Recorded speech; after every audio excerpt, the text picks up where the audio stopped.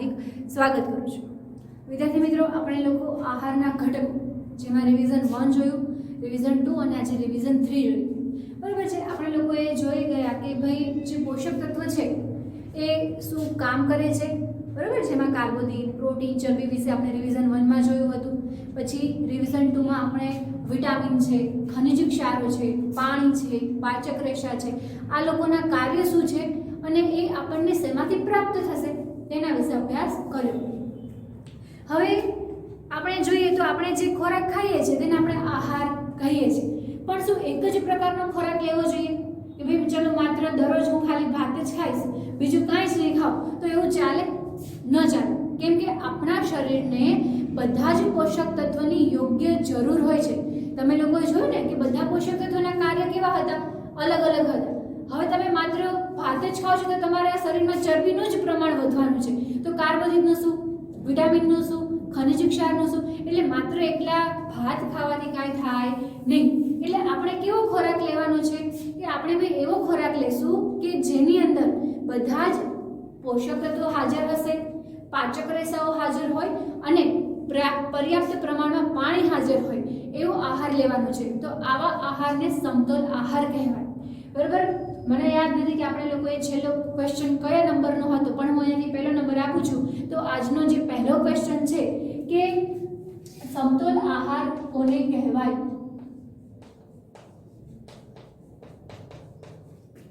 સમતોલ આહાર કોને કહે છે? તો લખવાનું કે આહારમાં આવશ્યક બધા પોષક તત્વો,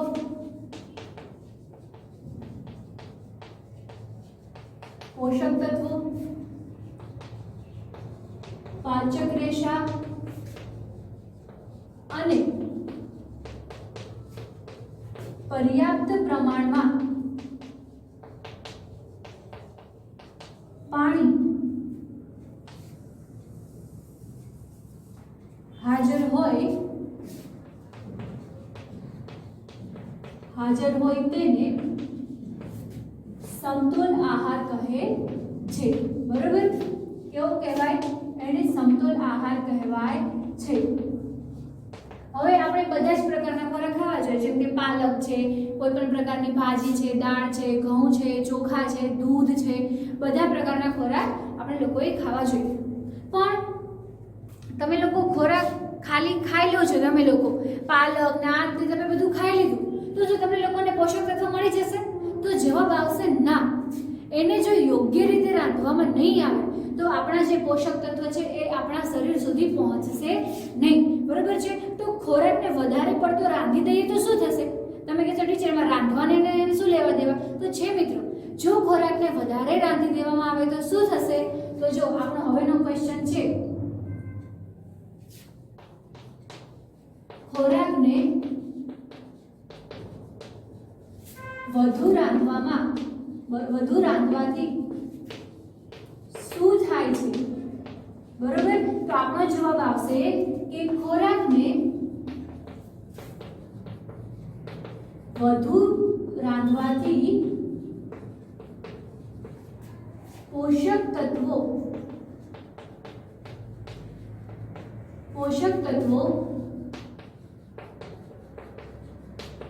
નાશ પામે છે. બરોબર. ખોરાકને વધુ રાંધવાથી શું થાય છે? તો ખોરાકને વધુ રાંધવાથી પોષક તત્વો નાશ પામે છે. તો હવે એમ થશે પ્રશ્ન કે ખોરાકમાંથી પોષક તત્વો કેવી રીતે નાશ પામે છે? આપણે એવું તે શું કરીએ છીએ કે પોષક તત્વો નાશ પામ્યા? તો ત્રીજો પ્રશ્ન છે કે ખોરાકમાંથી પોષક તત્વો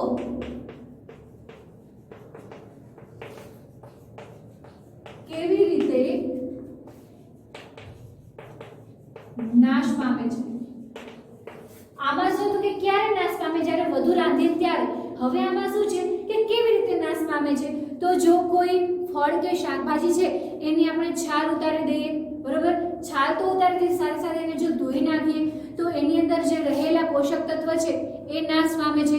જો દાળ ચોખાને વારંવાર ધોવામાં આવે તો પણ પોષક તત્વ નાશ પામે છે। તો લખવાનું કે કોઈ ફળ કે શાકભાજીની છાલ ઉતારીએ ત્યારબાદ તેને ધોઈએ અથવા તો દાળ કે ચોખાને વારંવાર ધોવામાં આવે તો પોષક તત્વો નાશ પામે છે। બરાબર છે? ક્યારે? તો જ્યારે આપણે એની છાલ ઉતારી દઈએ અથવા તો તેને ધોઈ નાખીએ, છાલ ઉતાર્યા બાદ પછી દાળ ચોખાને જે આપણે વારંવાર ધો કરીએ તો પણ ખોરાકની અંદર જે પોષક તત્વો હાજર છે એ શું થાય છે? નાશ પામે છે। તો પછી આપણને પ્રશ્ન એ થાય કે ખોરાકને રાંધતી વખતે ટીચર આપણે શું ધ્યાન રાખવું જોઈએ? તો ખોરાકને રાંધતી વખતે આપણે ધ્યાન રાખવું જોઈએ કે એને વારંવાર ધોવા ન જોઈએ। જો એને વધારે પડતો જો એને આપણે લોકો રાંધવામાં આવશે તો એની અંદર રહેલું વિટામિન સી જે છે એ નાશ પામી જશે। બરોબર છે? એની અંદર વધારે એટલે શું લખવાનું કે ખોરાકને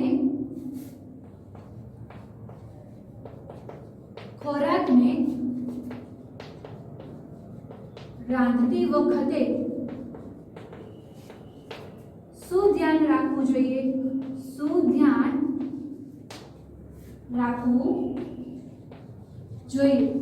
તો પહેલું આવશે ખોરાકને વારંવાર પાણીથી ધોવા ન જોઈએ। બરાબર? વધારે પડતું રાંધવું ન જોઈએ। વધારે પડતો ખોરાક રાંધવો ન જોઈએ। કેમ કે તેનાથી વિટામિન સી નાશ પામે છે। બરાબર? જો ખોરાકને વધારે પડતો રાંધવામાં આવે છે તો એમ પૂછાય કે ખોરાકને વધારે પડતો રાંધવાથી કયું વિટામિન નાશ પામે છે? તો ખોરાકને વધારે પડતો રાંધવાથી વિટામિન સી નાશ પામે છે। જો એને વારંવાર પાણીથી ધોવામાં આવે તો એમાં રહેલા વિટામિન ને પોષક તત્વો ખનિજ ક્ષાર શું થઈ જાય છે? પાણી સાથે સાથે બહાર જતા રહે છે। એટલે આપણે એને વધારે પડતા પાણીથી ધોવા ન જોઈએ, વધારે પડતો રાખવો ન જોઈએ। બરાબર? હવે આપણે લોકો જો માત્ર તમને લોકોને હવે એવું કીધું કે ભાઈ ચલો ચરબીવાળો ખોરાક ખાવાનો છે તો તમે લોકો આપણે શું કરીએ? ભાઈ બધું તળેલું ખાવા માંડીએ, સમોસા, કચોરી ને આ તે। તો એવું એકલું આપણે જો તળેલું ખા કરશું તો આપણા શરીરની અંદર ચરબી જમા થશે અને ચરબી જમા થવાના કારણે આપણને ચરબી જમા થવાનું કારણ છે એ કોને લાગુ પડશે? તો મેદસ્વીતા। બરાબર? એટલે ખોરાકમાં વધુ પડતી ચરબીની માત્રા જો વધી જાય તો એ મેદસ્વીતામાં રૂપાંતર પામે છે। બરાબર છે? હવે ત્રુટિજન્ય રોગો એટલે શું? તમે માત્ર એકને એક જ ખોરાક લઈ કરો છો, બરાબર? માત્ર તમે ભાઈ ચલો એકલી રોટલી જ ખા કરો છો, તમે કોઈ પણ પ્રકારની શાકભાજી નથી ખાતા, તો શું થવાનું કે શાકભાજીની અંદર જે પોષક તત્વ હશે એ આપણને પ્રાપ્ત થશે નહીં। બરાબર? હવે આવું લાંબા સમય સુધી ચાલુ રાખે તો આપણને લોકોને કોઈ રોગ કે બીમારી થઈ શકે છે, તો એને કહેવાય ત્રુટિજન્ય રોગો। જે પોષક દ્રવ્યોના લાંબા સમય સુધીના અભાવને કારણે કોઈ રોગ થાય છે તો એને ત્રુટિજન્ય રોગો કહેવાય છે। તો જો ત્રુટિજન્ય રોગ એટલે શું? તો જે પોષક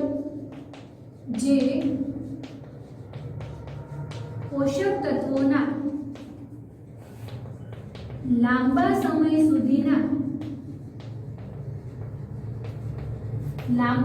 સુધીના અભાવને કારણે જે રોગ થાય છે તેને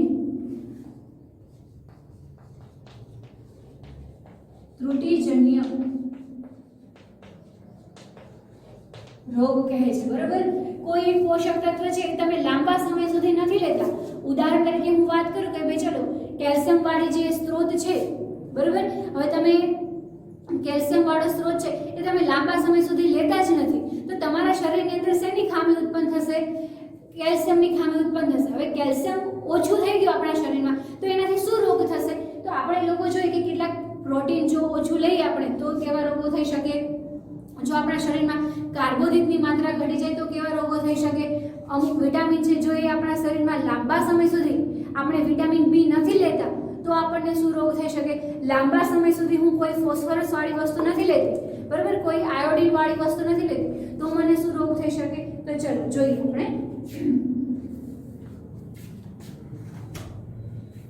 તો સૌથી પહેલા જોઈએ કે પ્રોટીનની ઉણપને લીધે આપણા શરીરમાં શું રોગ થાય છે? તો લખીએ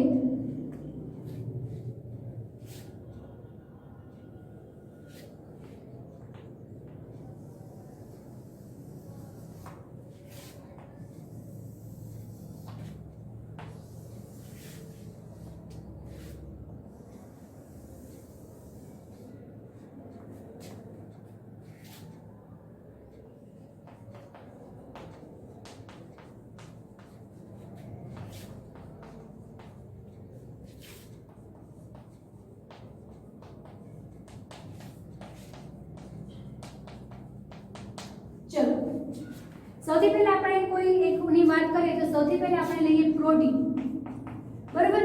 હવે કોઈ પ્રોટીન વાળો ખોરાક છે એ તમે લાંબા સમય સુધી લેતા જ નથી તો તમારા શરીરમાં પ્રોટીનની માત્રા છે ઘટી જાય છે. તો એના કારણે શું થાય છે? તો એના કારણે કોઈ રોગ નથી પણ કેટલાક પ્રકારના આપણા અંદર લક્ષણો જોવા મળે છે, જેમ કે આપણી વૃદ્ધિ કુંઠિત થઈ જવી. કુંઠિત થવું એટલે કે ભાઈ ધારો કે કોઈ બાળક છે એની ઉંમર 20 વર્ષની છે પણ છતાંય એ નાના 14 વર્ષના બાળકની હાઈટ જેટલી જેની હાઈટ હોય તો એની વૃદ્ધિ થતી નથી, એટલે વૃદ્ધિ કુંઠિત થઈ જાય છે. ચહેરો ફૂલાઈ જાય છે, વાળનો રંગ ફિક્કો થઈ જાય છે, ત્વચાના રોગો થાય છે, ઝાડા થઈ જાય છે, બરાબર. એટલે કોઈ રોગ નથી પણ શું થાય છે? તો એમાં લખી શકીએ કે વૃદ્ધિ કુંઠિત થાય, બરોબર છે, એને ઝાડા થઈ શકે છે, પછી ત્વચાનો કોઈ રોગ થઈ શકે છે, પછી એનો ચહેરો ફૂલાઈ જાય છે, પછી એના વાળનો રંગ ફીકો પડે છે, બરોબર. તો શું થાય છે કે ભાઈ ધારો કે કોઈ વ્યક્તિ છે એ ઘણા બધા સમયથી પ્રોટીનની કોઈ માત્રા એના શરીરમાં નથી લેતો, બરોબર, એને પ્રોટીન જ નથી લીધું તો શું થવાનું? એની વૃદ્ધિ કુંઠિત થઈ જાય, એને ઝાડા થઈ જાય, ત્વચાનો રંગ રોગ થઈ જાય એને, બરોબર છે, પછી એનો ચહેરો ફૂલાઈ શકે છે, એના વાળનો રંગ ફીકો પડે. તો આવું બધું એના શરીરમાં થવા લાગે છે. એના માટે કોઈ સ્પેશિયલ રોગ નથી પણ આવું બધું એની અંદર લક્ષણો જોવા મળતા હોય છે. જો એને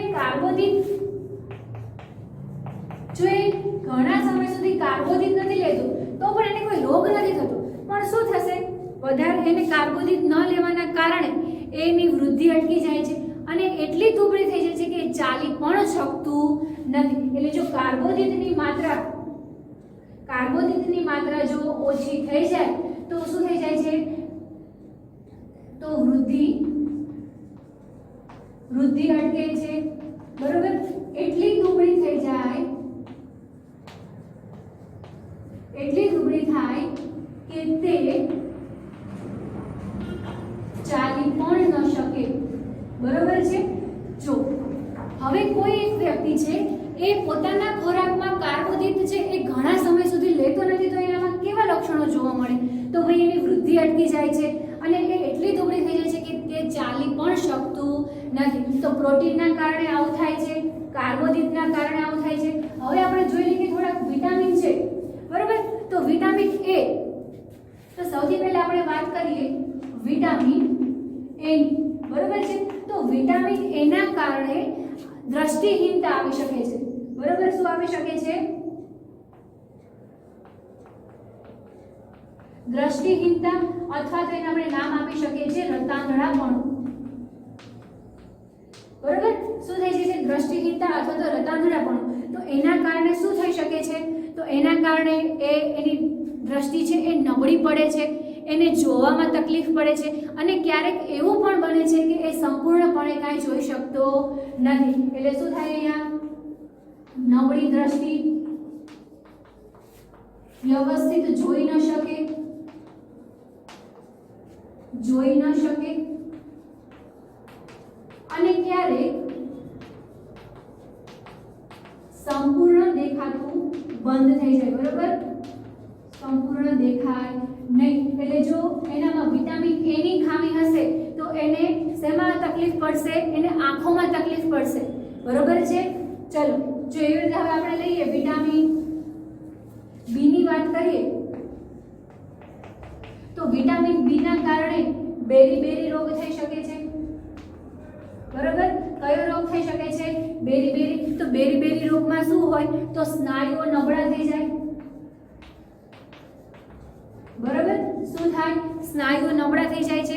પછી આપણે બીજું વાત કરીએ તો કામ કરવા માટેની શક્તિ ઓછી થઈ જાય છે.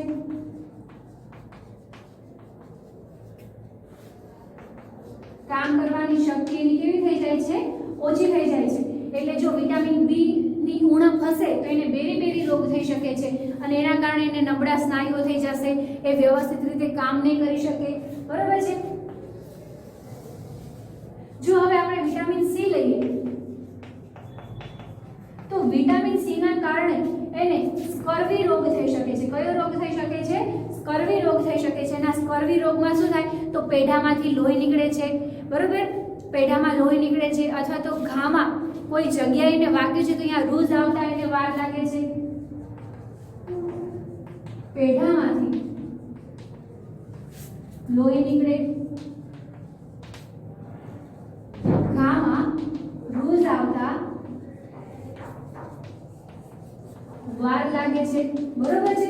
એટલે શું થાય છે કે વિટામિન સી ના કારણે સ્કર્વી રોગ થઈ શકે છે અને એને પેઢામાંથી લોહી નીકળવા લાગે છે અને ઘામાં રૂઝ પણ એને આવે છે. બરોબર, તો આ વિટામિન સી ની ઉણપના કારણે. જો વિટામિન ડી ની વાત કરું તો વિટામિન ડી ના કારણે શું થઈ શકે છે? તો એને વિટામિન ડી ના કારણે સૂકતા નથી તો રિક્ટેસ રોગ થઈ શકે છે. કયો રોગ થઈ શકે છે? રિક્ટેસ અથવા તો સૂકતાન. તો આમાં શું થાય છે સૂકતાન રોગમાં? તો એના જે હાડકા છે એ નાજુક બનીને એકદમ વળી જાય. એના હાડકા એટલા નાજુક થઈ જાય કે એને આપણે વાળીએ તો વળી પણ શકે છે. બરોબર, તો આમાં શું આવશે? હાડકા નાજુક બનીને વળી જાય છે. બરોબર, તો સુક્તાન રોગ હોય એના હાડકા ખૂબ જ નાજુક થઈ જાય છે. કેમ કે આપણને ખબર છે વિટામિન ડી કોના માટે જરૂરી છે? હાડકા માટે છે. એટલે નાના બાળકોને સૂર્યપ્રકાશમાં આપણે લોકો રાખતા હોય છે કે એને યોગ્ય પ્રમાણમાં વિટામિન ડી મળે. બરોબર છે. હવે જો આપણે કેલ્શિયમની વાત કરીએ તો કેલ્શિયમના કારણે એના હાડકા અને દાંતમાં કોહવાટ થાય છે. બરોબર, કેલ્શિયમના કારણે હાડકા અને દાંતમાં કોહવાટ એટલે કે દાંતમાં સડો થઈ જાય છે. બરોબર, કારણ કે ખબર છે કેલ્શિયમ એ કોના માટે જરૂરી છે? હાડકા અને દાંત માટે જરૂરી છે. જો તમારા શરીરમાં યોગ્ય કેલ્શિયમ નહીં હોય તો તમારા હાડકા અને દાંતમાં શું થઈ જાય છે? કોહવાટ થાય છે. એટલે હાડકા નબળા પડી જાય છે. હાડકા નબળા પડે. બરોબર, દાંતમાં સડો થઈ જાય. તો આવા પ્રકારના રોગો થાય છે. ક્યારે? જ્યારે કેલ્શિયમ આપણા શરીરમાં ઓછું હોય ત્યારે. બરોબર છે. ચલો હવે આપણે લઈએ તો આયોડિન. બરોબર, જો આપણે લોકો આયોડિનની વાત કરીએ તો આયોડિનના કારણે આપણને ગોઈટર રોગ થઈ શકે છે. કયો રોગ થઈ શકે છે? ગોઈટર અથવા તેને કહેવાય ગુલ અથવા તેને આપણે બીજું નામ આપી શકીએ છીએ ગલગંડો. બરોબર, ગલગંડી નામ પણ આપી શકીએ છીએ. તો આમાં શું થઈ જાય છે? તો આમાં ગરદનમાં આવેલી જે ગ્રંથિ છે એકદમ ફૂલાઈ જાય છે અને બાળકોમાં માનસિક મંદતા આવી જાય છે. એટલે કે માનસિક રીતે કેવા થઈ જાય છે? વિકૃત થઈ જાય છે. તો જો આપણા શરીરમાં આયોડિન ઓછું હશે તો આપણને ગોઈટર રોગ થાય છે અને ગોઈટર રોગ થવાને કારણે શું થાય છે? તો ગોઈટર રોગ થવાના કારણે ગરદનની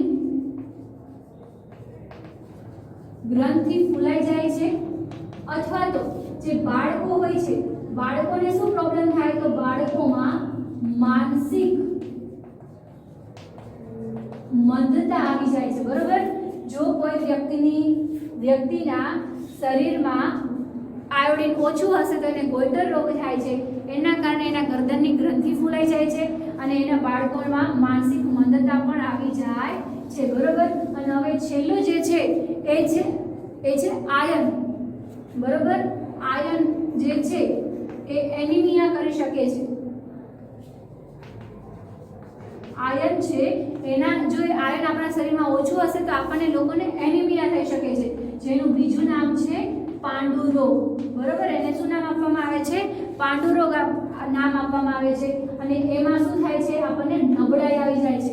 કેમ કે આયન ઓછું હશે તો આપણા શરીરમાં લોહીની ઉણપ હશે, અને જો લોહીની ઉણપ હોય તો એને એનિમિયા કહેવાય. અને જેને એનિમિયા હોય એ લોકોને મહિને લોહી ચડાવવું પડે છે. બરોબર છે. તો જો આજે આપણે કેટલું જોયું, તો સમતોલ આહાર કોને કહેવાય? તો કોઈ આહારમાં બધા પ્રકારના પોષક તત્વો હાજર હોય એને સમતોલ આહાર કહીએ છીએ. ખોરાકને વધુ રાંધવાથી પોષક તત્વો નાશ પામે છે. તો કેવી રીતે નાશ પામે? તો એની છાલ ઉતારી નાખીએ, ઉતારીને ત્યારબાદ એને ધોઈએ, દાળ ચોખાને વારંવાર ધોઈએ તો પોષક તત્વો નાશ પામે છે. તો શું કરવું જોઈએ? તો એને વારંવાર ધોવા ન જોઈએ. વધારે પડતું રાંધવાથી વિટામિન સી નાશ પામે છે, એટલે વધારે પડતું રાંધવું ન જોઈએ. બરોબર છે. ત્રુટિજન્ય રોગ એટલે કે કોઈ એક પોષક તત્વ છે એ લાંબા સમય સુધી આપણે લેતા નથી તો એના કારણે આપણને રોગ થાય છે, જેને ત્રુટિજન્ય રોગો કહેવાય છે. તો આ બધા પોષક તત્વ છે એના કારણે કેવા કેવા રોગો થઈ શકે છે એ છે, અને એમાં કેવા પ્રકારના લક્ષણો જોવા મળે છે એ છે. આમ આપણું જે ચેપ્ટર બીજું છે એનું જે રિવિઝન નંબર 3 હતું એ અહીંયા પૂરું થાય છે, એના ચેપ્ટર પણ અહીંયા પૂરું થાય છે. હવે મળી દરેક નવા ચેપ્ટરના રિવિઝન સાથે મળીશું. નમસ્તે.